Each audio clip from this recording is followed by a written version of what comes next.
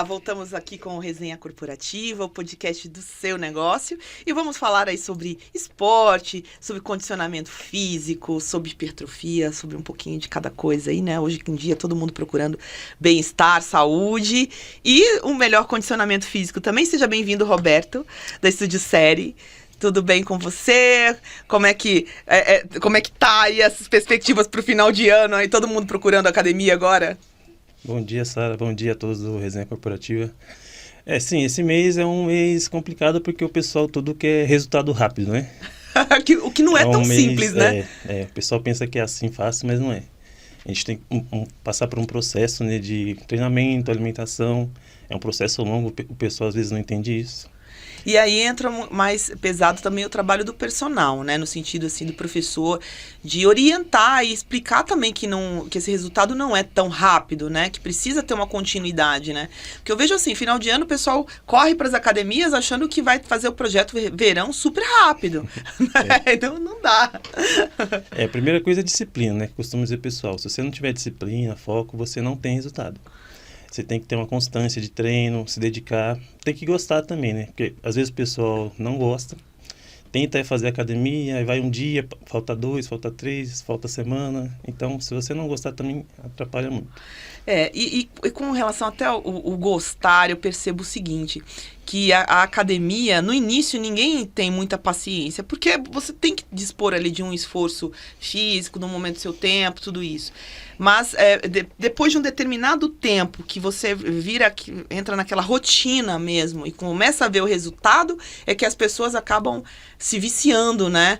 Não só no resultado, mas assim, você libera uma série de hormônios, uma série de coisas ali que fazem com que o seu dia fique melhor também, né?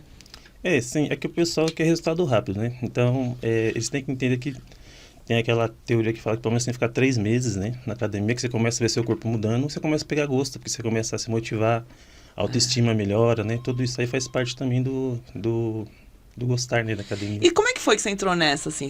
Você sempre esteve na área do esporte, da academia? Como que foi, assim, tua história? Como é que você entrou nesse meio? Então, acho que alguns, ou a maioria, também começa na escola, né? Eu não era muito bom em esportes, na verdade, né, educação física. Mas eu tive um excelente professor, Roberto também, chamava Roberto também, o Calose. E eu vi a dedicação dele com os alunos, sabe? Quando a gente vê uma pessoa assim que gosta do que está fazendo, a gente se inspira naquela coisa, né? Então, acho que foi nesse... Eu não sabia muito... Quando me formei, terminei o colégio, eu não sabia muito o que eu queria fazer. Então, eu falei, como eu gosto de esporte, fiz capoeira, fiz boxe, fiz Muay Thai também. Vou tentar a área da educação física, né? Que eu gosto disso, comecei a gostar do esporte. E aí eu comecei e gostei, né?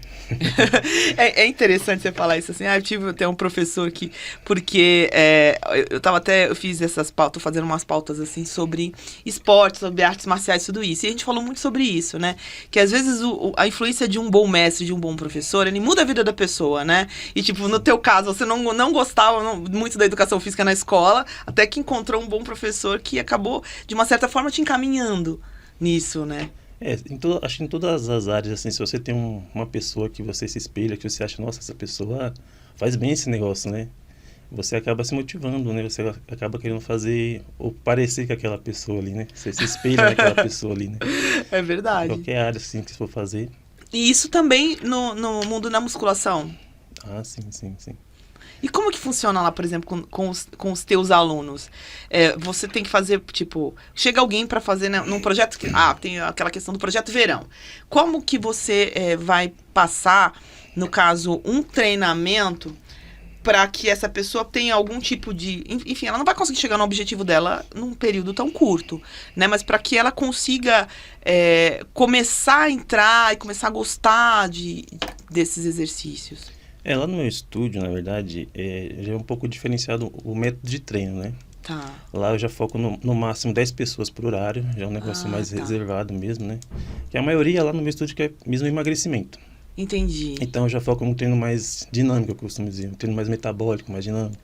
É um treino sem pausa, não tem aquela fichinha de academia, sabe? Entendi. Cada dia a gente passa um treino diferente, entendeu? É mais personalizado, rotina, então. É mais personalizado. É uma rotina bem dinâmica mesmo, um treino mais dinâmico. Normalmente, a maioria dos exercícios são por tempo até, né? Faço por tempo alguns exercícios. Eu misturo um pouquinho de crossfit, com musculação, com funcional, entendeu? Entendi. É uma mistura lá. Ah, isso é bom.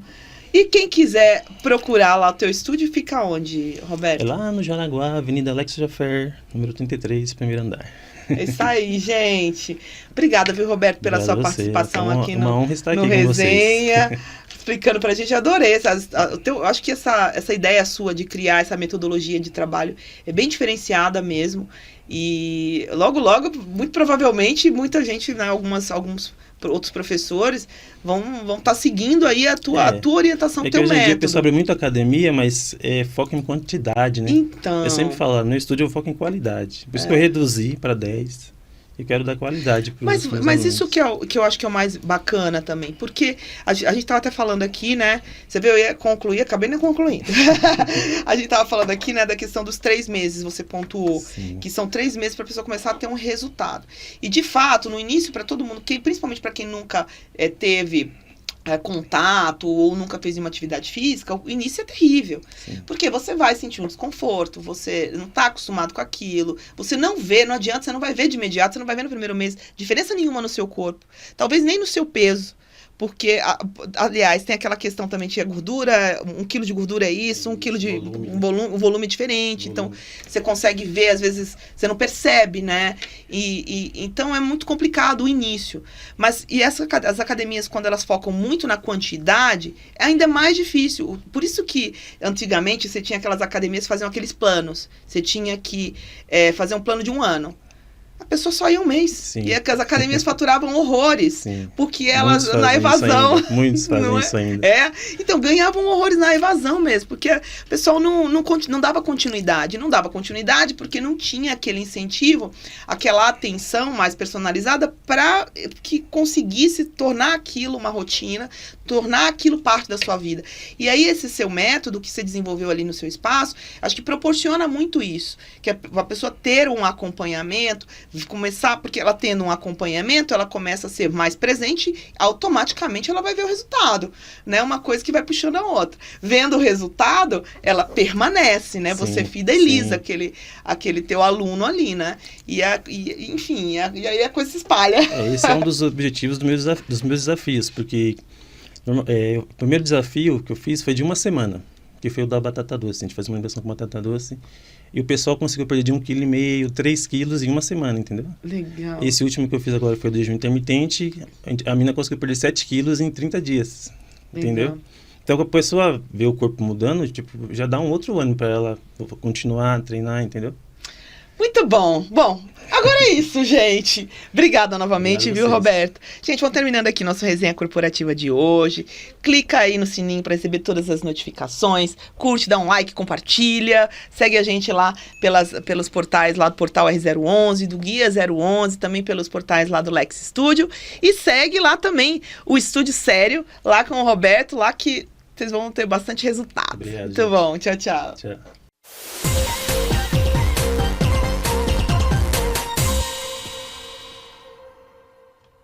Olá, voltamos aqui com Resenha Corporativa, o podcast do seu negócio. Vamos falar sobre artes marciais, vamos falar sobre jiu-jitsu. E estamos aqui, Wagner e Ivan da Esparta Jiu-Jitsu. Sejam bem-vindos aqui ao Resenha, para a gente contar um pouquinho dessa história, né? Vocês que têm uma gama gigante aí de alunos também, né? E de projetos que vocês participam. Mas vamos contar um pouquinho. O Ivan foi aluno do Wagner. Isso, ele é meu formado, é meu faixa preta, né? Eu que formei ele, treinou comigo lá muitos anos, né? O jiu-jitsu tem uma formação mínima entre 7, 8, 10 anos, né? 7 no mínimo, assim, para ser um professor. E Wagner, e como que foi a tua história? Vamos começar do Wagner, então, porque aí já pula para a história do Ivan, né? Show, como é que começou essa sua história? O que te levou para o jiu-jitsu? Eu me matriculei, eu sempre tive um sonho de criança, de querer lutar e tal, mas na minha época, né, de criança, hoje eu tenho 45 anos, na minha época de criança, meus pais não tinham a condição e não tinha academia para se matricular, né, onde nós morávamos lá. Então não tinha acesso. E eu sempre tinha aquelas coisas de Sr. Miyagi, do filme, sabe? Van Damme. Van Damme, Então, assim, aquilo era muito forte dentro de mim, só que não tinha. Então, eu adorava a sessão da tarde pra assistir esses filmes. Então eu ficava fazendo capoeira de rua, que era o que tinha, na rua mesmo e tal. E quando eu fiquei maior, completei 18 anos, que eu comecei a trabalhar registrado, né? Eu me matriculei numa academia de musculação. E aí, no primeiro dia que eu fui na aula, num sábado, na academia de musculação, teve uma aula experimental de jiu-jitsu. E o professor me convidou. Aí eu fui. No mesmo dia eu já migrei a minha mensalidade pro jiu-jitsu. Aí daí em diante, dos 18 anos até hoje, eu tô envolvido com jiu-jitsu. Nossa, que... 26 anos. Caramba, é tempo, hein? Uma vida, né?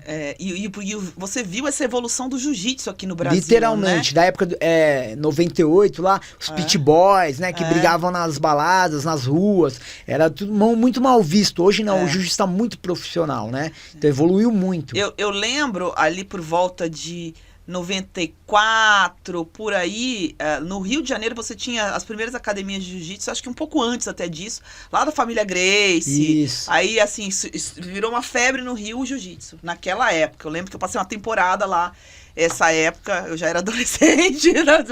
Não, 93... Imagina, eu já tinha passado a adolescência tá há alguns entregando, anos. Ô, meu filho, eu sou mais velha que você. Não vou nem falar nada. Mas eu lembro que começo dos anos 90, isso quando eu estive lá, e tinha essas academias. São Paulo ainda não tinha. Não tinha, verdade. Não tinha nada ainda de jiu-jitsu. Aí começou a surgir. E aí realmente veio essa questão dos, né? Brigava, não tinha uma coisa assim, não era muito bem visto. Não. E de repente, acho que acho que mais dos anos 2000, em diante, veio crescendo. Foi disseminando essa cultura, as pessoas, não só acho que do jiu-jitsu, mas as artes marciais começou a ter uma visibilidade maior, e o jiu-jitsu veio nesse embalo, Eu comecei a dar aula na faixa azul 2º grau. Faixa azul 2º grau hoje não pode nem puxar um treino, porque naquela época era escasso professores. Então, assim, quem era faixa azul já era chamado de mestre, ó, o mestre. Então, assim, né, meio banalizado assim, mas já tinha um respeito, porque conseguiu chegar numa faixa azul, porque não tinha, né? Não tinha, E assim, da tua época ali, de que começou no jiu-jitsu, acho que são poucos, né? Que aí depois foram surgindo mais professores, foram se formando, mas assim, são poucos os professores que começaram lá atrás, né?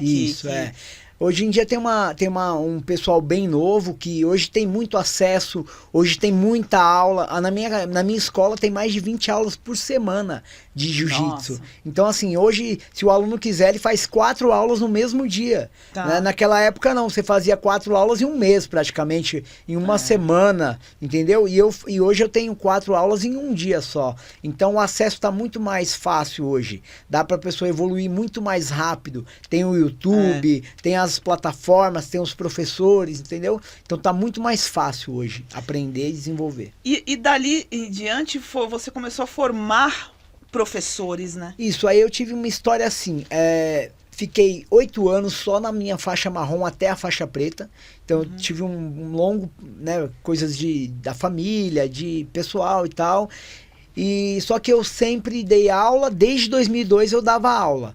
Só que eu comecei a dar aula em projetos, dentro de igreja e tal. E eu fui criando o jiu-jitsu como uma missão, não como uma profissão. Né? Começou por esse lado, de missão e não de profissão. E nós, com esses anos, nós vimos muitos resultados. Pessoas, sabe? Que a pessoa era drogado, saiu das drogas, a criança não tinha disciplina, começou o pai a falar, nossa, o que está acontecendo com meu filho?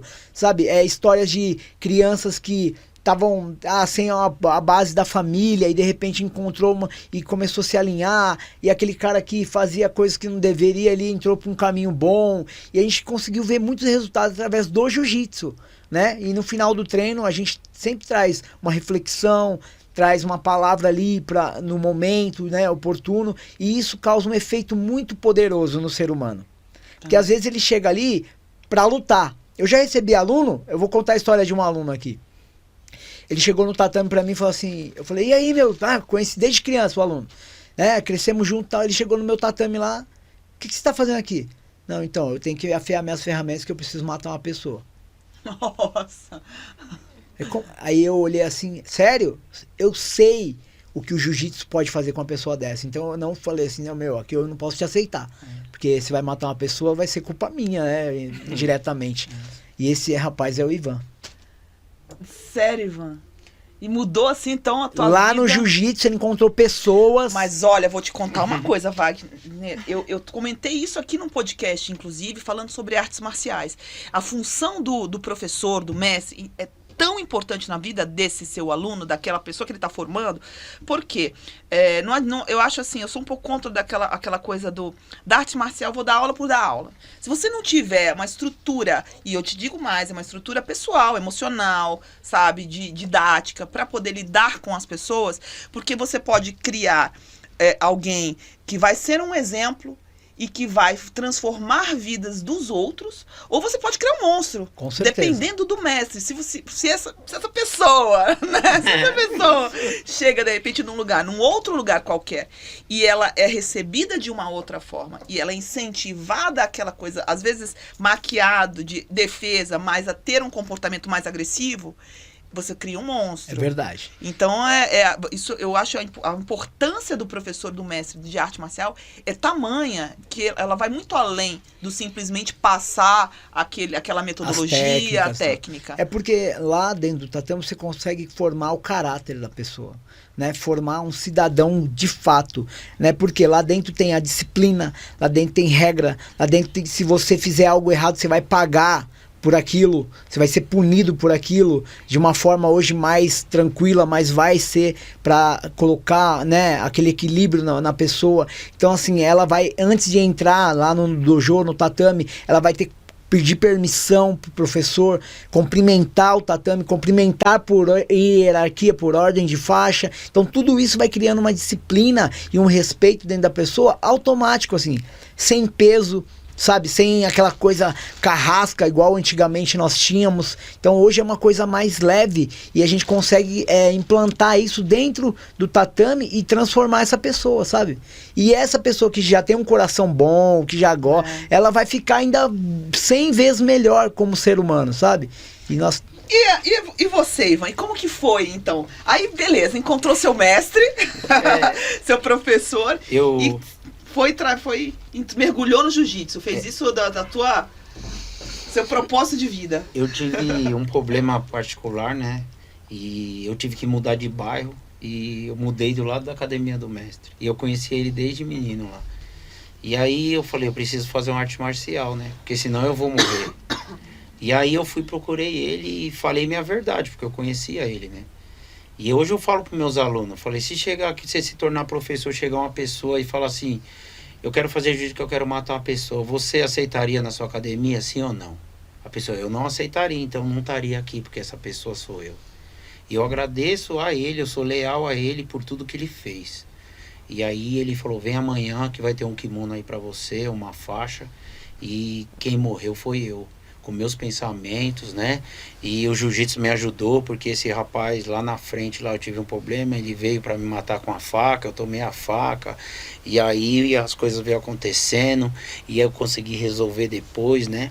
E graças a Deus hoje eu tenho meus alunos, tenho uma experiência de vida, trabalho em vários projetos sociais, né?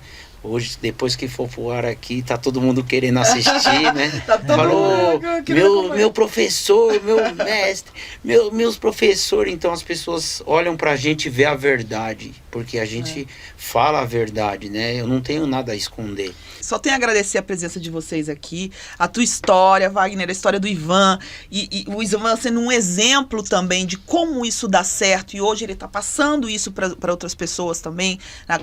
São outras unidades que vocês têm, mas a tua unidade também quero muito conhecer, e agradecer demais a presença, né, todo o que vocês falaram aqui, o Resenha só fica feliz com isso. Nós que agradecemos, estamos felizes por estar aqui. Obrigado gente, pelo convite. Isso aí, obrigada a todos. Clica aí no nosso canal, siga, compartilha, clica no sininho para todas as notificações, curte, dá um like, tem todo esse protocolo aí, né? Todo.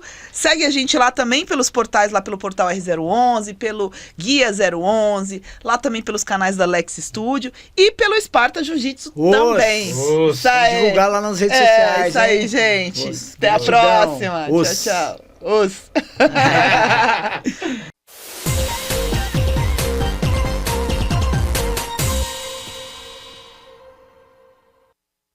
Olá, voltamos aqui com Resenha Corporativa, o podcast do seu negócio, falando aí sobre essa pauta que nós estamos tratando, das artes marciais, das lutas, Muay Thai, Jiu-Jitsu e tudo que tem, né, também. E temos aqui agora como convidado Denis, da Dematai Muay Thai. Tudo bem, Denis? Seja bem-vindo. Tudo bem. Denis, Muito obrigado me pelo convite. explica mais sobre a questão do Muay Thai, porque o Muay Thai, a origem é tailandesa, no caso. Isso, o Muay Thai é de origem tailandesa e a gente sempre está indo buscar mais informação, como que os tailandeses eles fazem, que com essa arte marcial que é tão forte, né, que a gente chama de arte marcial em pé, né, e a gente trazer para nossa escola e trabalhar o desenvolvimento, né. Para quem, assim, o Muay Thai é a luta, por exemplo, que a gente via nos filmes do Van Damme, digamos assim. É meio parecido isso. É porque eu adorava, eu lembro da década de 80, e ixi, como eu gostava daquilo, era muito bom. E aí, ou seja, é uma luta que aqui no Brasil, ela acabou, você acha que se perdeu um pouco do original? Por isso a necessidade, de repente, de buscar mais informação? Não, na realidade, não é que perdeu o original, como a gente trabalhou muitos anos atrás, né, no Brasil, era karatê, o kickbox, e veio essa arte marcial nova, o Muay Thai, né, em meados aí dos anos 2000, mais ou menos aí, que na década de 90 era mais o kickbox, karatê, então deu uma misturada, o pessoal não entendia o que era Muay Thai e pensava que era o kickbox, que é exatamente do filme do Van Damme. Até eu misturei no caso, né? Mas... por isso que a gente teve que buscar ver como que realmente os tailandeses fazem para ser os melhores, né, na modalidade, né? Ou seja, quando o Muay Thai começou a ser praticado aqui no Brasil, já tinha influência, né, dessas outras artes marciais, e aí se confunde, mesmo nas escolas que praticavam Muay Thai, nas academias, no caso, tinha essa mistura, né? E vocês são referência no Muay Thai por conta disso, né? De buscar essa parte de origem mesmo, né? De técnica original e tudo isso, né? Sim, exatamente. Eu mesmo, né, tive que buscar fora do país e para Tailândia algumas vezes para ver como que os tailandeses faziam, né? O que de diferente que tinha na luta deles para a gente acrescentar aqui no Brasil, né? Que também para nós era muito misturado, a gente não entendia muito bem como que era, né? E hoje em dia já está bem difundido, né? Muay Thai, né? Antes as escolas nem colocavam o nome Muay Thai, colocavam boxe tailandês ou boxe chinês, porque o pessoal ia atrás do boxe tradicional, né? E falava, ó, aqui é boxe, mas usa chute, né? Usa cotovelo, né? Que era o Muay Thai, né? Então, antes a gente usava essa nomenclatura. Hoje não, já de uns 15 anos para cá, mais ou menos, o Muay Thai já está muito forte já no Brasil e também no mundo, tá? Né? Acabou espalhando bastante, até com uma questão de cultura também, né? Isso, cultural. Né? O Muay Thai, ele não tem aquela questão de faixa, né? É um outro tipo de hierarquia? Como é que é? Não, a gente fala que é graduação, né? Só que não é faixa, é cordão, né? Cordão que vai no braço, né? É que lá na Tailândia, as crianças até 12 anos, eles são amadores, né? E dos 12 para cima são profissionais. Aqui no Brasil não é assim, porque a nossa realidade é outra, né? Lá eles vivem do Muay Thai, aqui a gente não vive do Muay Thai, a gente tem outras profissões. E a gente treina o Muay Thai porque a gente acaba gostando mesmo, né? De toda essa parte tradicional, da arte marcial, né? Da disciplina. E aqui no Brasil, para não ficar uma coisa muito, muito assim, sem freio de mão, vamos dizer, o pessoal das federações e confederações colocou as graduações, que seria os graus de faixa, né? Igual no karatê, né? Que começa pela branca, amarela, laranja e vai subindo até a preta, né? Isso mais para poder ter um grau de hierarquia e de conhecimento, desenvolvimento da luta. Isso, exatamente, né? De hierarquia, principalmente de conhecimento. Essa questão da hierarquia, eu acho que é muito interessante nas artes marciais. Não porque a hierarquia em si, né? Vamos lá, no sentido literal da palavra. Mas a questão de você, sabe, de ensinar o respeito, a você ter disciplina, né? Que tudo isso passa de uma forma muito forte aí nas artes marciais, Sim, né? exatamente, né? Isso que é o mais legal da arte marcial, é a parte de disciplina, de respeito, né? Que era na hierarquia mesmo, né? E os orientais ali, né? Não digo só os orientais, mas os tailandeses também, nessas culturas antigas, tem isso muito enraizado, né? Tem muito, porque na realidade a Tailândia, ela nasceu de um conflito político, né? Tá. E através do Muay Thai eles conseguiram a independência deles, né? No caso dos povos birmanês, né? Na época que era a antiga China, né? Que era tudo Indochina, eles doaram essas terras tailandesas, né? Falando que não tinha a parte de cultivo, né? E eles estavam enganados quando eles perceberam que eles doaram essas terras, que era para Tailândia, né? Que não era Tailândia antes, não era Tailândia, né? Era a terra de Sião, né? Aí eles quiseram retomar a Tailândia e não conseguiram, e os tailandeses desenvolveram o Muay Thai, né? Que na realidade tem um pouquinho do Kung Fu também, mas com armas, né? Ou seja, então o Muay Thai ele acaba vindo também de um pouquinho da origem pega um pouquinho da origem do Kung Fu? Um pouquinho, né? Era uma arte que chamada de chupazarte, né? Que era o Kung Fu com armas, né? Armas brancas, né? Que não existia pólvora na época, né? Então, ele surgiu desse conflito político, né? Que legal. E eles se tornaram, assim, referência muito cultural. Que nem você falou, né? As crianças lá, eles são aprendizes até os 12 anos, depois já é profissional. Isso, né? Eu mesmo vi muitas crianças, eles serem, vamos dizer, os pais de família, né? Porque ou eles dependem do turismo, ou da colheita de arroz, ou do Muay Thai, né? Então, E quanto tempo para hoje, assim, na nossa realidade, quanto tempo e qual a periodicidade, né, necessária para uma pessoa atingir um alto nível de graduação aí no Muay Thai? Então, depende do nível de hierarquia que você está querendo correr atrás, né? Vamos dizer aí, para você chegar em um grau preto, né? Sim. Né? Que creio eu que a maioria das pessoas que ela tem na arte marcial, ela foca nesse grau, né? Que é o maior aí que tem. Varia de uns 10 a 15 anos de treino, né? Nossa, bastante tempo, né? Isso. Mas é um exercício mental também, né? Porque você tem que ter toda uma estrutura também mental para poder entender essa filosofia, controle emocional do seu corpo, dos seus movimentos e tudo, né? O legal é que assim, você entra para treinar Muay Thai para conseguir uma coisa, ou seja, a parte física, né? Ou melhorar uma autodefesa, mas depois você vai percebendo que vai te curar contra a depressão, contra drogas, quem tem problema com drogas, né, autocontrole, né, autoconfiança principalmente, né, isso que é o mais bacana, que você encontra outras coisas dentro do Muay Thai, né. É muito legal, viu? Eu tô doida pra conhecer mais isso daí, porque eu dei uma lida, pesquisei um pouco, eu achei assim tão bacana, né? Muito essa questão da cultura mesmo, de trazer uma filosofia, de trazer... E a arte marcial, entre todas essas modalidades aí, ela constrói, às vezes, o caráter, ela ensina. Sim, eu acho tão necessário, principalmente para essa juventude nova aí, vi que vocês dão aula também para criança, tudo isso, né? A gente tem crianças, né? A gente tem algumas crianças também que são autistas que trabalham na nossa escola, e a gente também trabalha nessa parte de comportamento também, né? Que é muito importante também. Denise, obrigada pela sua participação. Obrigado gente, nós vamos terminando aqui essa pauta aí sobre artes marciais, tá bom?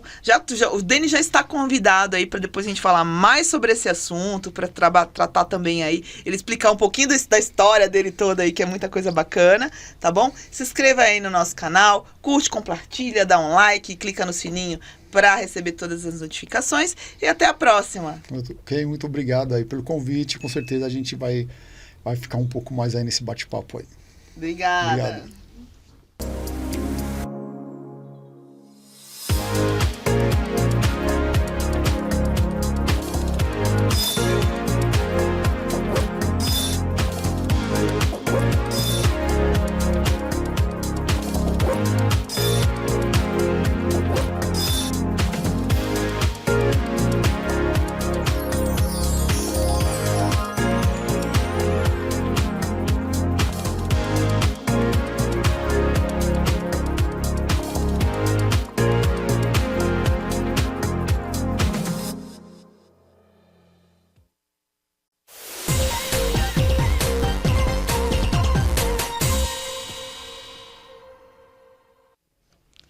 Olá, voltamos aqui com Resenha Corporativa, o podcast do seu negócio. Vamos falar com o Johnny, com o Gregory aqui sobre Muay Thai. Sejam bem-vindos aqui ao Resenha, para a gente falar um pouquinho sobre essa modalidade. Temos falado muito aí sobre artes marciais, né? Sobre toda essa dinâmica que não é só a questão de esporte e saúde, mas tem toda uma dinâmica de disciplina, de formação, né? Johnny, conta pra gente um pouquinho aí como que foi a tua trajetória aí com relação ao Muay Thai, que te levou a essa prática especificamente? Bom, obrigado pelo convite, né? Em primeiro lugar. Eu comecei em meados de 2002, mais ou menos. Eu comecei pelo Hapkido, migrei pro Karatê e depois eu fui pro Muay Thai. Eu sempre tive vontade desde criança do Muay Thai. Eu acho bagulho louco, eu acho a pancadaria, eu acho muito da hora. E aí, só que lá em meados de 2000 não era tão difundido quanto, não se achava tanta academia, e agora as coisas deram uma melhorada, deu uma divulgada maior, e hoje em dia tem mais academia, tem espaços bons, tem uma metodologia bonitinha, tem campeonatos organizados, tem torneios organizados, diferente que antigamente era meio ratoeiro o negócio. Mas eu comecei a treinar Muay Thai acho que em 2004, se eu não me engano.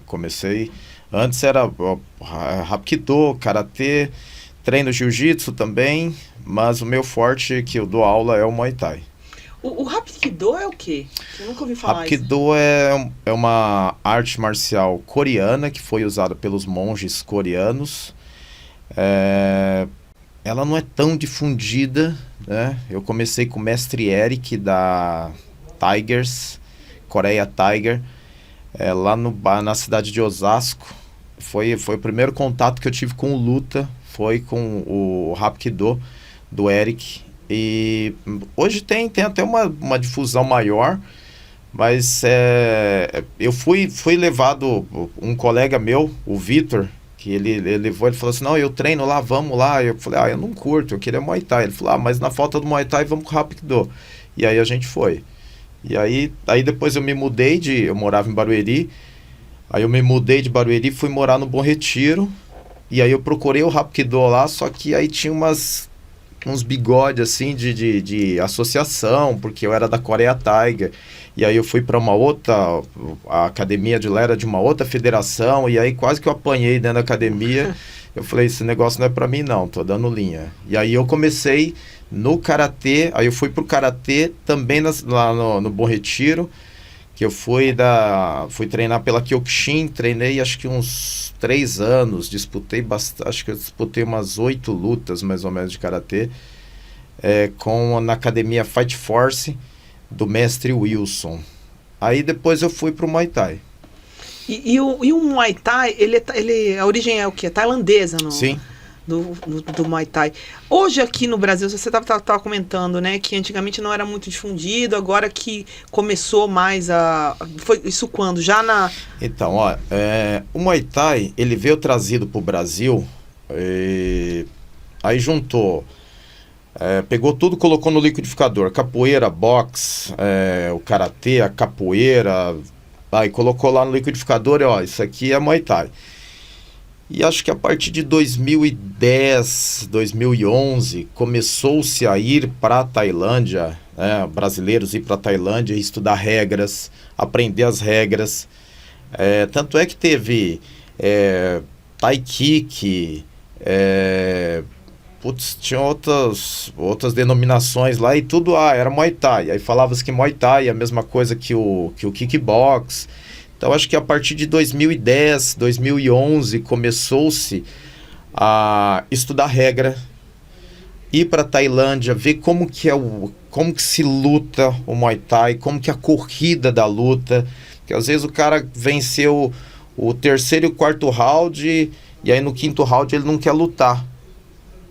E aí ele ganha a luta, aí você fala, mas como que pode isso? Então, a regra do Muay Thai, de uma luta, isso aqui se tratando de competição mesmo, é o quê? É uma corrida. Então, no primeiro round quase não se luta, você estuda teu adversário. No segundo round, dá uma aceleradinha a mais e aí começa-se a luta terceiro round, terceiro e quarto round. Então, como se trata de uma corrida, é quem chega mais inteiro lá no final. Entendi. Tá? E então, às vezes o cara ganhou, o atleta vermelho, do corner vermelho, ganhou o 3, o round 3 e o 4. Então, ele não precisa nem lutar o quinto, né? Porque, e aí o atleta do corner azul, para ele, só interessa o nocaute. E se ele não fez em 2 rounds, em um ele não vai fazer. E aí eu já vi situações que o cara saiu cortado de cotovelo porque possivelmente o corner dele não entendia de regra e ele apanhou no terceiro e no quarto round, e no quinto round ele foi para cima e o outro atleta não queria bater, e aí ele acabou tendo que cortar a testa dele com o cotovelo, tomou um nocaute porque o corner dele falou, não, você tem que nocautear.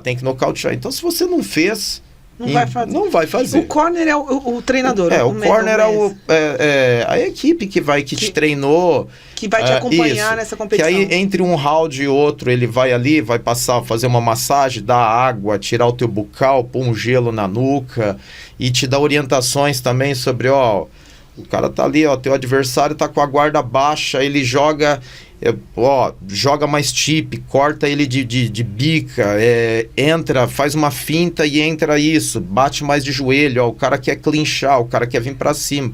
Então ele vai estar do lado de fora, tendo uma visão que geralmente o atleta que está ali dentro das 4 linhas, ele não tem essa visão. E aí o corner tá ali justamente para orientar. É como se fosse o técnico de futebol. Tá, é isso. Tem uma visão geral ali que vai estar passando. Isso, e aí ele vai... Tem atletas que eles são como...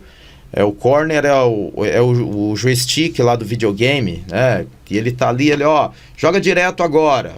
E aí o cara entra, joga um direto e derruba o adversário. Então tem um sincronismo muito grande. Não são todos, mas tem uns que tem um sincronismo maravilhoso entre um e outro.